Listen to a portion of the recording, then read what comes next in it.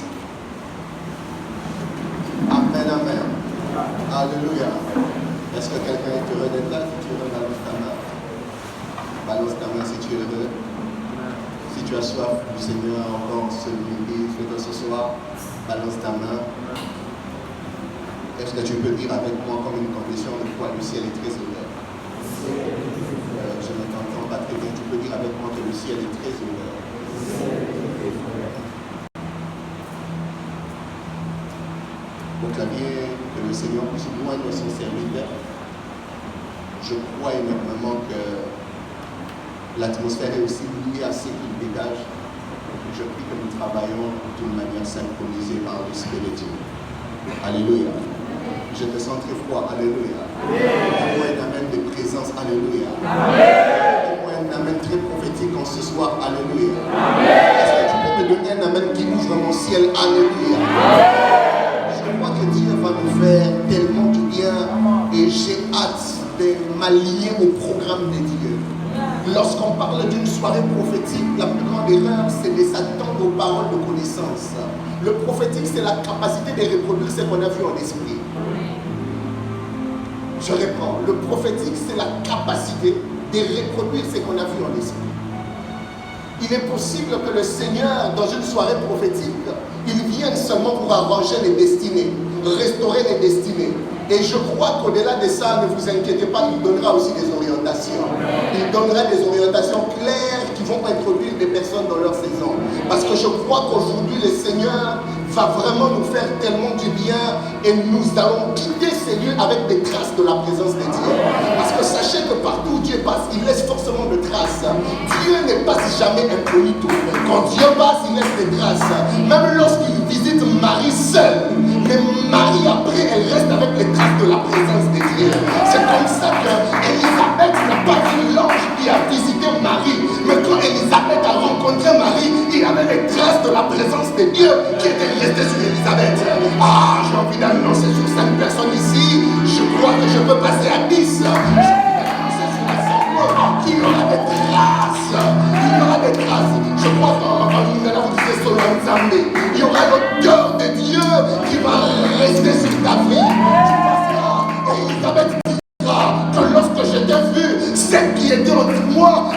tressaillit. Je suis en train d'annoncer une saison où ta vie avec Dieu marquera la vie des hommes. Avec Dieu marquera la vie des hommes. Est-ce que si tu le crois, tu me donnes un très bon amen?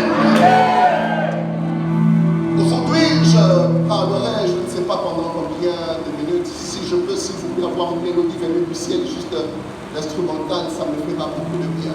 Je ne sais pas si je parlerai pendant combien de minutes, mais j'ai demandé au Saint-Esprit quand je suis venu en voyant cette soif, je lui ai dit, je veux être conduit par toi.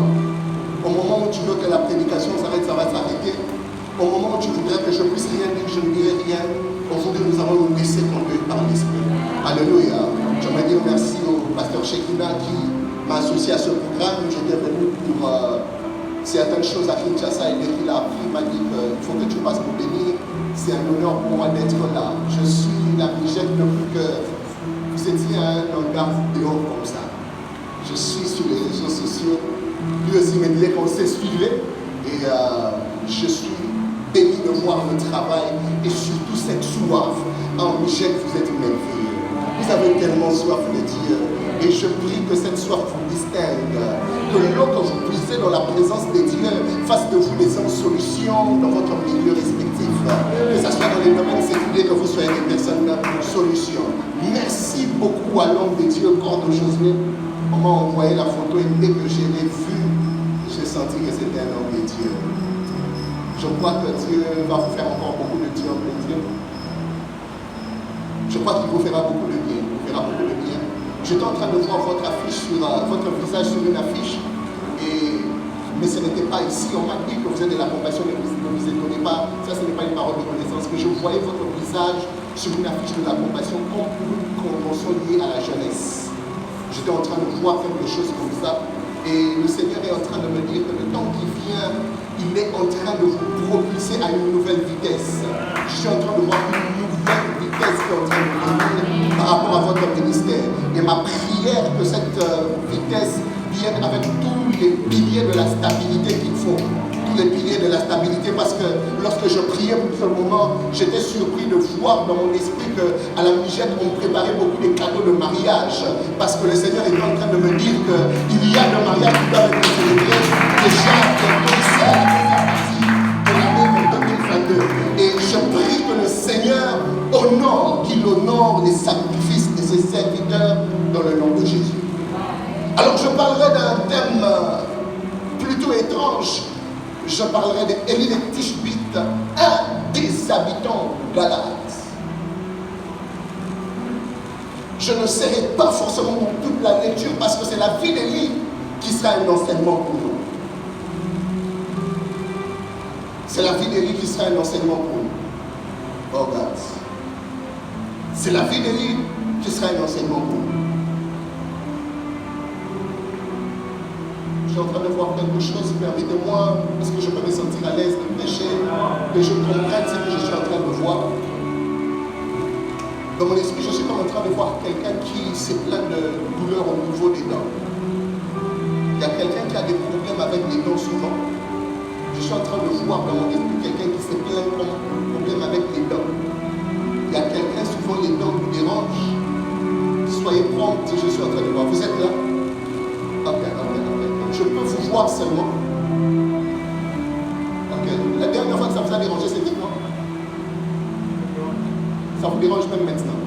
Oh my God, oh my God, oh my God. Ok.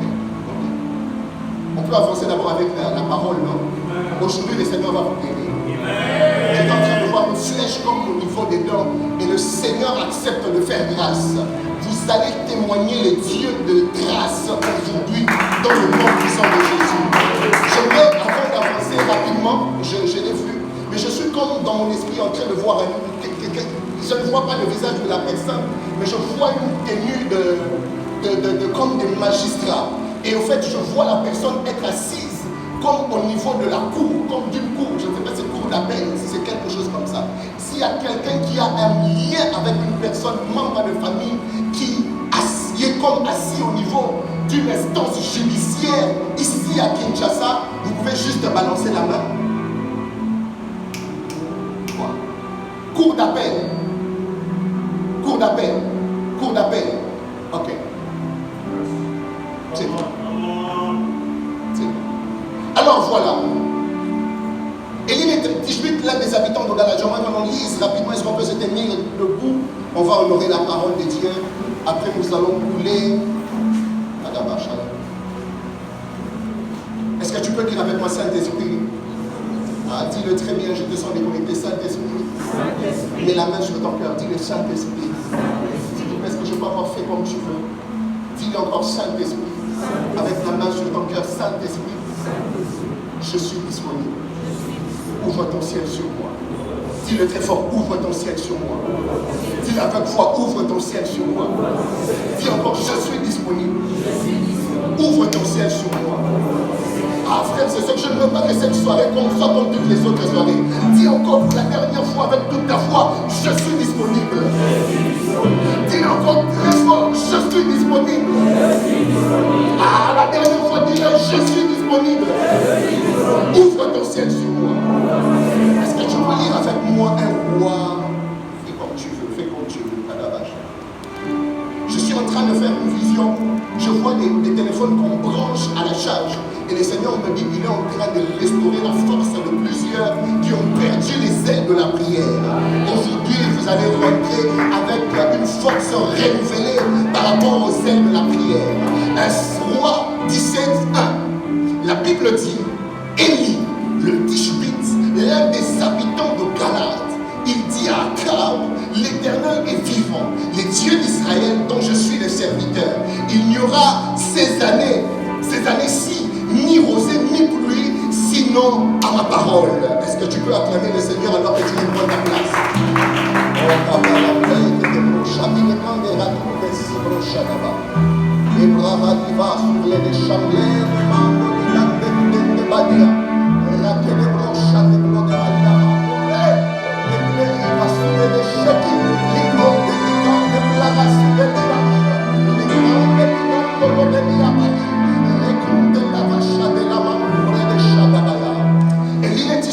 L'un des habitants de Galade, c'est ce dont je parlerai aujourd'hui. Il fait partie des personnages bibliques qui m'inspirent beaucoup.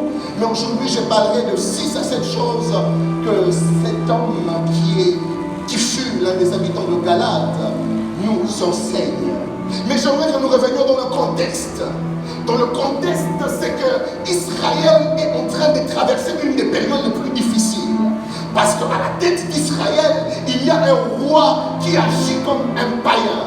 Israël, c'est le peuple de Dieu. Et le roi, normalement, était désigné par orientation prophétique ou par la volonté de Dieu. Mais le roi qui se trouve en Israël pendant 7 ans, qu'on appelle Akab, la Bible dit qu'il fut pire que ses prédécesseurs. C'était un roi qui agit de mauvaise manière.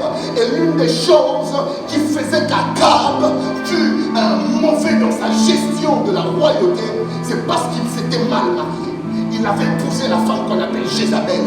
Rapidement, j'ai fait une prière devant le trône pour tous les hommes de Dieu qui sont ici. Vous ne devez pas rencontrer des Jézabel. J'annule Jézabel sur ton chemin. Plusieurs Akab qui ont la royauté sont passés à côté de leur destinée, de leur mission, parce qu'ils se sont mal mariés. Vous savez, l'un des combats de ces temps, c'est que le diable attend plusieurs dans le domaine du mariage. Mais j'ai envie de t'annoncer, si tu as sacrifié ta jeunesse à Dieu, si tu as sacrifié ta jeunesse au service de Dieu, Dieu s'occupe même de la période après la jeunesse. J'appelle la stabilité, j'appelle la longévité, je les déclare sur cette personne disponible. J'appelle la stabilité dans le domaine marital, dans le nom de Jésus. Tu ne seras pas de la rastacarde qui faillit la mission prophétique de la royauté à cause du mauvais choix. Je déclare sur les hommes de Dieu, je déclare sur les femmes de Dieu, tu ne vas pas faillir. Quelqu'un me donne un mot d'amener, j'avance. Pendant le temps où on est pendant une période de défi, Akab emmène Israël dans l'idolâtrie. Parce que lorsque la tête défie, très souvent c'est les restes qui défient. C'est pourquoi être à la tête d'un ministère, c'est une responsabilité et non une raison de fierté. Quand Akab défie, c'est tout Israël qui passe à côté. Israël se retrouve dans l'idolâtrie parce qu'Akab épouse une mauvaise femme et il passe à côté de la mission. Mais ce qui m'inquiète, pourquoi? Ce qui m'inquiète, ce qui m'intrigue, je voulais dire, c'est qu'il y a un homme que Dieu choisit. Pendant la période de défi, pendant la période où tout est compliqué, pendant la période où Israël est en train de passer à côté, Dieu fait un choix. Lorsqu'il fait un choix, il fait le choix sur Élie le Tishbite. Pour votre information rapidement, le Tishbite, ce n'est pas le nom de sa famille, c'est le nom de la ville à laquelle il appartient. Et cette ville, c'est la ville de Tishbite. Et on dit l'un des habitants de Galate, c'est qu'il appartenait à la ville de Tishbite, mais il vivait en Galate. Est-ce qu'on est ensemble? En étudiant la vie d'Élie, je me rends compte que Dieu nous donne une leçon. Toutes les racines d'Élie ne sont pas ressorties. Mais même lorsque vous faites des recherches sur Tishbite, il n'y avait même pas d'une souche sacerdotale de cette ville. Lorsque vous faites des recherches sur Tishbite, le terme de la ville de Tishbite dans la Bible n'est rapporté qu'à la Tibée. Cela veut dire que Dieu est capable de commencer une nouvelle saison avec toi, une saison qui n'a jamais existé avant. Cela veut dire que Dieu est en train de rechercher pendant la période de défi des précurseurs. Il a besoin de précurseurs, une race de personnes qui n'ont pas été calculées, mais que lui calcule et aligne pour atteindre ses objectifs. Des fois, la stratégie de Dieu pour confondre la sagesse des hommes, c'est de récupérer des personnes qui n'ont pas été dans les calculs humains afin de les utiliser. Et je crois que pendant les défis de l'église du temps de la fin, tu es un homme de la race de l'île de Tishbite. Peut-être que dans ta famille, il n'y a pas de souche sacerdotale. Peut-être que dans ta famille, peut-être même que dans le quartier où tu proviens, on n'a jamais parlé d'un homme intègre et agissant avec puissance avec le Seigneur. Mais j'ai envie d'annoncer une saison de l'île de Tishbite. Toute la Bible, quand vous regardez les termes Tishbite et la ville de Tishbite, ça a été attaché à la ville de l'île. Donc, le milieu de Tishbite a été connu à cause de la vie d'un homme. Je crois que la saison est en train de venir où on parlera aussi de ta famille à cause de tes exploits avec Dieu. Je crois que la saison est en train de venir où on parlera de ta commune à cause de tes exploits avec Dieu. Toute la Bible a plus de 6 reprises. On parle d'un homme qui est Élie. On dit les Tishbite, des Tishbite. Après nous, on n'en reparlera. Parce que la valeur de cette vie ressort à cause des exploits d'un homme. Je crois que ta famille vient de prendre de la valeur à cause de toi. J'ai dit que ta famille vient de prendre un nouveau tournant à cause de toi. Je crois que ton quartier vient de connaître un nouveau tournant à cause de toi. Je crois que cette nation vient de connaître un nouveau tournant à cause de toi. Et là maintenant mon message. Élie de Tishbite, l'un des habitants de Galate. J'aimerais encore revenir sur une chose. C'est que lorsque la Bible dit l'un des habitants de Galate, expressement la Bible veut nous dire qu'il y avait plusieurs habitants à Galate. Mais là, il y a un principe de sélection divine. Le principe de la sélection divine, quand il y a plusieurs personnes, ça s'appelle la grâce. Quand Dieu veut commencer à faire un choix, quand il y a plusieurs personnes, il travaille avec le principe de la grâce. Je pourrais vous dire qu'Élie n'était pas forcément le meilleur. Mais si on dit l'un des habitants de Galate, c'est qu'il y a eu un principe que Dieu a mis en application. Parce que sans doute, à Galate, il y avait des personnes meilleures que lui. Mais le choix de Dieu est tombé sur lui. Lorsque la grâce travaille, ne posez pas la question pourquoi. Lorsque la grâce travaille, ne posez pas la question pourquoi. Vous ne comprendrez pas. Et à chaque fois même Marie, elle pose la question comment, la question pourquoi. Lorsque vous regardez la réponse, la question de Marie, comment cela se fera-t-il? L'homme de Tout-Puissant vous dira, je vous rassure, Marie n'avait pas compris. Parce que lorsque la grâce travaille, l'humain ne comprend pas. On entre dans un autre principe. Je prie que la grâce de Dieu puisse te localiser en ce soir. Je prie que la grâce de Dieu puisse localiser ta famille en ce soir.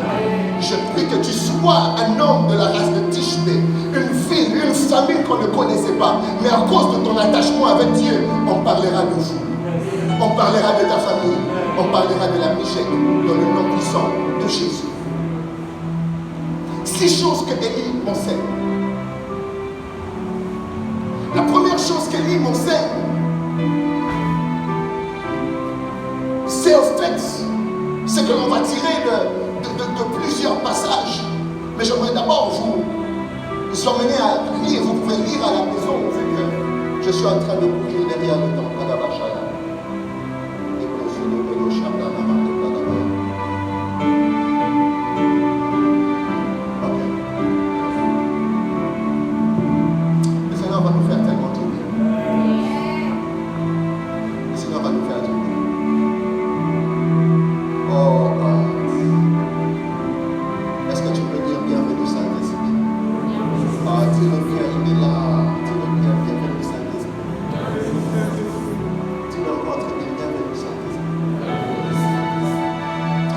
chose qu'Élie nous enseigne, c'est l'intimité avec Dieu. Une relation profonde d'intimité avec Dieu. Élie a fait des exploits en public. Mais lorsque le Seigneur lui demandait de rentrer dans le secret, il était prompt à obéir. Parce que c'était un homme d'intimité. Une des femmes qui a bouleversé mon ministère, lorsque je lisais ce livre, c'est Catherine Kuhlman. Il y a une phrase que Catherine Kuhlman aimait toujours répéter. Elle disait, ne faites pas du mal au Saint-Esprit, parce que c'est tout ce que j'ai de plus précieux. Mes amis, frères et sœurs, vous ne ferez jamais de grandes choses avec Dieu en public si vous n'avez pas une vie d'intimité. Car le secret de tout ce que vous voyez en public se cache dans ce que vous ne voyez pas. Tout ministère puissant a des mystères. Et celui qui s'expose à la présence de Dieu, c'est celui qui s'impose devant les hommes. Lorsque vous négligez la vie de l'intimité, en fait, vous êtes en train de négliger la ressource de votre manifestation publique. Lorsque nous sommes toujours pressés de prêcher, lorsque nous sommes toujours pressés de sortir en public, frères et sœurs, sans avoir une vie d'intimité, nous passons à côté de foi, nous passons des fois à côté comment je les appelle. Nous passons des fois à côté des mises à jour divines. Parce que dans l'intimité, vous savez connaître les besoins de Dieu de chaque instant. Un homme qui est intime, mon Seigneur, s'il n'est pas prophète, il devient forcément prophétique. Un homme intime, mon Seigneur, il connaît décoder les langages de Dieu sans forcément être prophète. Parce que dans l'intimité, il apprend à notre monde. Parce que dans l'intimité, il apprend à connaître même l'équipement qu'il a. Frères et sœurs, si Moïse n'avait pas jeté le bâton dans le secret, il ne saura pas que ces bâtons allaient se transformer aussi devant le Pharaon. Il y a certaines choses, vous découvrez que vous les avez seulement lorsque vous passez des moments dans l'intimité. Dans l'intimité, vous découvrez comment le Seigneur vous appelle. Dans l'intimité, vous connaissez ce que le Seigneur vous a donné. Dans l'intimité, vous êtes prêt à recevoir la force afin d'affronter Akab. Nous sommes dans un temps comme celui d'Élie, où il y a des faux, où on ne sait pas à cause des forcément quel Akab. Je ne veux pas m'attaquer au Père parce que ça sera irrespectueux. Mais même dans l'église, nous sommes dans un temps où on a besoin d'Élie qui doivent affronter les prophètes de Baal. Mais le problème, c'est que les Élie de ce temps doivent revenir à une vie d'intimité avec le Seigneur. Dans la vie d'intimité, c'est là où nous reconnaissons que nous nous appelons Jacob. On peut mentir à Isaac que je suis Esaü, mais dans l'intimité, on dit que je suis Jacob. Dans la vie de l'intimité, on reconnaît que je suis fort face à Isaac, je suis fort face à la mort. Mais dans l'intimité, je reconnais que je suis Jacob. Dans l'intimité, Dieu travaille le caractère. Dans l'intimité, Dieu travaille le problème, le fond. Il le travaille. Dans l'intimité, Dieu donne le cœur qu'il faut pour supporter le poids de la mission. On a plusieurs personnes qui ont la grâce, mais qui n'ont pas su arriver là où ils devaient arriver, parce qu'ils n'avaient pas d'intimité. Dans l'intimité, vous recevez les mises à jour de Dieu. La Bible dit que les bontés de l'Éternel se renouvellent chaque matin. Et un homme intime, il sait recevoir les bontés, il sait recevoir les orientations, il sait connaître comment bat le cœur de Dieu. Dans l'intimité, vous apprenez à le ressentir. Dans l'intimité, vous devenez comme. Frères et sœurs, l'intimité, en fait, je vais revenir au langage simple. L'intimité, c'est le moment là personnel, toi et Dieu. Là où il n'y a pas de fou. L'intimité, c'est le moment où tu peux t'agenouiller dans ta chambre. Il n'y a pas de clavier. Et tu parles à celui qui t'avait servi il y a 5 ans, 6 ans, le jour où tu as décidé de tout abandonner. L'intimité, c'est le moment où tu ouvres ta Bible pas pour prêcher, c'est pour être avec lui. Le temps où Élie passe, caché dans les torrents de Kérit, on ne nous dit pas forcément il a passé combien de temps pour la première fois, mais il était avec le Seigneur. Ce que nous sommes pour Dieu est plus important que ce que nous faisons pour Dieu. L'intimité.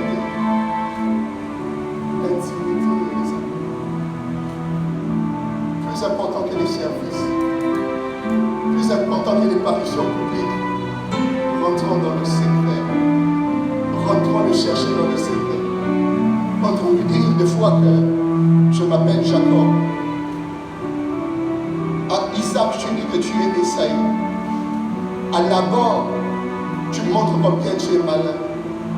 Et dans le secret, c'est là où tu peux lui dire, je m'appelle Jacob. C'est dans le secret qu'il travaille l'orgueil. C'est dans le secret qu'il prépare le délit qui doit renverser le prophète de Baal. C'est dans l'intimité. C'est dans l'intimité qu'il arrange les flèches. Revenons à l'intimité. Revenons à des vies personnelles de prière. La dernière fois où tu es allé en retraite pour toi-même, c'était quand? Tu ne pars en retraite pour les activités.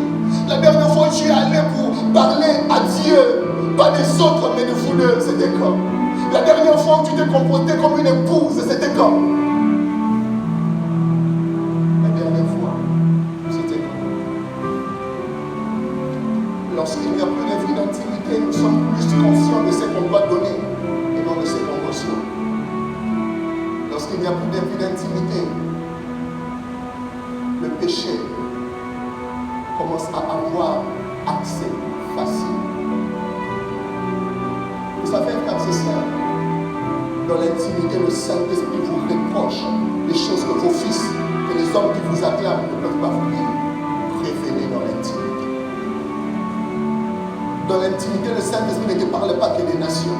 Il te parle du mauvais comportement que tu as.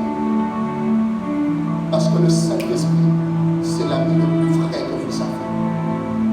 Révélez dans l'intimité. Il y a des habitants de Galate sélectionnés par la grâce, mais il remplit un premier critère. Il ne peut pas affronter les prophètes de Baal sans être un intime au Seigneur. Ma prière ce soir, c'est qu'après ce culte, le Seigneur ramène la soif de l'intimité. Dans l'intimité. Est-ce que tu es là avec nous? Est-ce que tu es là avec nous? La deuxième chose que l'île nous apprend, c'est l'obéissance. Frères et sœurs,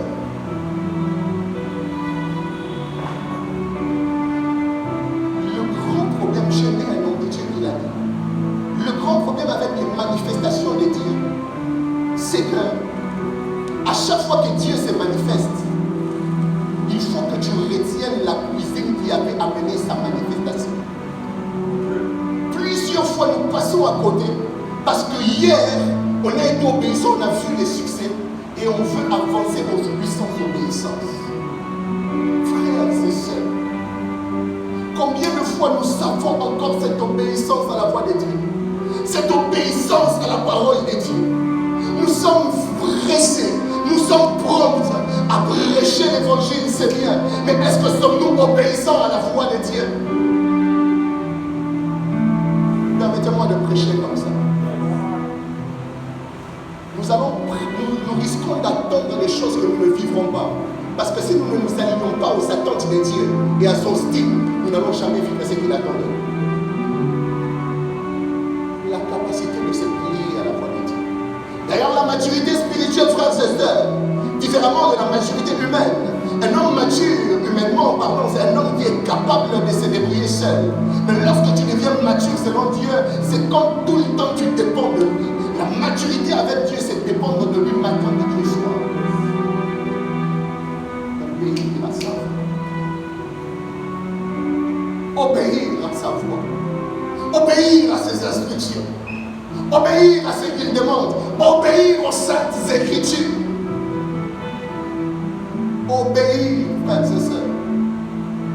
Lorsque Élie, on lui dit va à gauche, il va à gauche. Va à Sarepta, il va à Sarepta.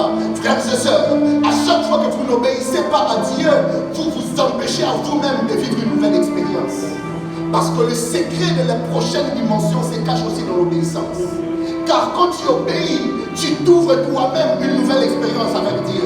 Lorsqu'Élie lui dit va à Sarepta, s'il réfléchit et il essaye à désobéir, il risque de rater la provision de Dieu à Sarepta. Frères et sœurs, sachez une chose, les secrets de la chambre haute de Jérusalem, ce n'est pas l'architecture, ce ce n'est pas le lieu. Parce que la chambre haute n'existait pas qu'à Jérusalem. Il y avait des chambres hautes partout. Mais ce qui a fait l'impact de la chambre haute de Jérusalem, c'est que les disciples avaient obéi. Ils avaient obéi. Ce n'était pas la chambre haute de Nazareth. Ce n'était pas la chambre haute de Judée. Il fallait être dans la chambre haute de Jérusalem. L'obéissance vous fait vivre la main de Dieu. Si tu n'es pas capable d'obéir à la voix de Dieu par rapport aux Écritures, sache que tu ne sauras pas aussi les vivre quand il voudra te donner une orientation par rapport à un miracle. L'impact de la chambre haute de Jérusalem, c'est parce qu'ils avaient compris que ça devait se passer à Jérusalem. Êtes-vous encore obéissants? Sommes-nous encore obéissants à la voix de Dieu? Faire comme il veut, faire comme il attend. La troisième chose que les Tishbite, des habitants de Galate, nous enseignent, c'est qu'ils prêchaient la vérité. Dis avec moi, prêcher la vérité. Je ne t'entends pas dire avec moi, ils prêchaient la vérité. Dis très bien avec moi, ils prêchaient la vérité. Avant qu'on continue, parce que je suis en train de voir dans mon esprit quelque chose qui est comme des liens. Je vois le nom de Marc. Le nom de Marc. Quelqu'un a un frère qui s'appelle Marc. Marc. Frère, cousin, Marc. Marc. Je suis en train de voir clairement dans mon esprit écrit Marc.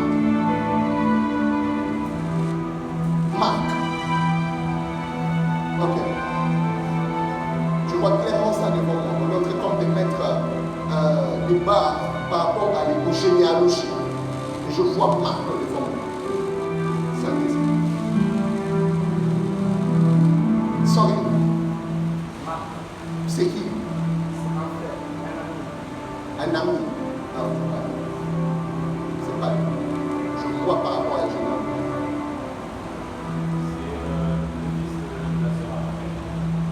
Ok. Donc, cousin. C'est bon. C'est bon. Je suis prophète. Ok.